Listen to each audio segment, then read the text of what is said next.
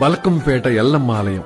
హైదరాబాద్లోని బల్కంపేట ఎల్లమ్మ ఆలయాన్ని సందర్శిస్తే అష్టాదశ శక్తిపీఠాల్ని దర్శించుకున్నంత ఫలమని చెబుతారు. 700 సంవత్సరాల నాటి సంగతి. బల్కంపేట అనేది ఓ కుగ్రామం. చుట్టూ పొలాలే. ఓ రైతు తన పొలంలో బావిని తవ్వుతూ ఉండగా బండరాయి అడ్డొచ్చినట్టు అనిపించింది. పరీక్షగా చూస్తే అమ్మవారి ఆకృతి. శివసత్తులను పిలిపించారు.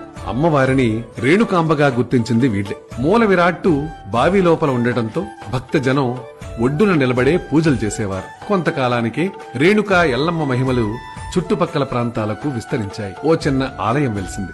ఎల్లమ్మ తల్లి బల్కంపేట ఎల్లమ్మగా సుప్రసిద్ధురాలైంది. దేవాలయ రాజగోపురానికి దక్షిణ భాగంలో తూర్పు ముఖంగా మహాగణపతి దర్శనమిస్తాడు. పోచమ్మ తల్లి కూడా ఇక్కడ పూజలు అందుకుంటోంది. నిత్యం నాగదోష కాలసర్పదోష పూజలు జరుగుతూనే ఉంటాయి. అంతేకాదు 18 అడుగుల రాజరాజేశ్వరి అమ్మవారి విగ్రహం ఉంది ఇక్కడ. ప్రతి శుక్రవారం ఎల్లమ్మ ఆలయంలో అన్నదాన కార్యక్రమం జరుగుతుంది. ఏటా ఆషాఢ మాసం మొదటి మంగళవారం ఎల్లమ్మ తల్లి కళ్యాణోత్సవాన్ని అత్యంత వైభవంగా నిర్వహిస్తారు. ఇక్కడ 3 రోజుల పాటు జరిగే ఉత్సవాల్ని చూడ్డానికి దాదాపు 5 లక్షల మంది జనం హాజరవుతారు.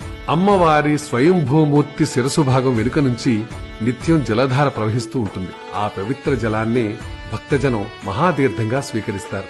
నీటిలో కొలువైన దేవత కాబట్టి ఆ తల్లిని జలదుర్గగా ఆరాధిస్తున్న వారు ఉన్నారు. బల్కంపేట ఎల్లమ్మ మహిమల్ని భక్తులు కథలుగా చెప్పుకుంటుంటారు.